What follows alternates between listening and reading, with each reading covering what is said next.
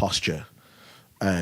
What is your posture? And what I mean when I say that, it's like for example, if we're having conversation now, like you guys are turning your heads towards me to listen to what I'm saying. You're giving me eye contact.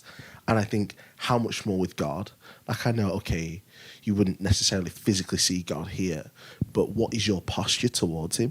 And I think, okay, really practically, a big one is changing our attitude to God doesn't speak, to God does speak.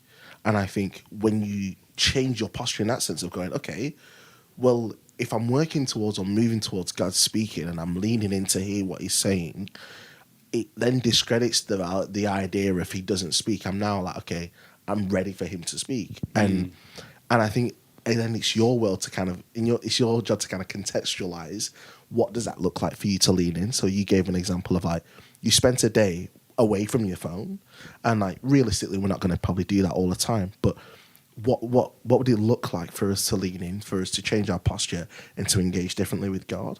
I think for like an example for me is I find having conversations, particularly like, as you mentioned, that people that are, quite influential in your life for positive reasons, people of faith that you're like, I think God might be saying this, or I've been really thinking about this, or I've been reading this and I've not quite understood this.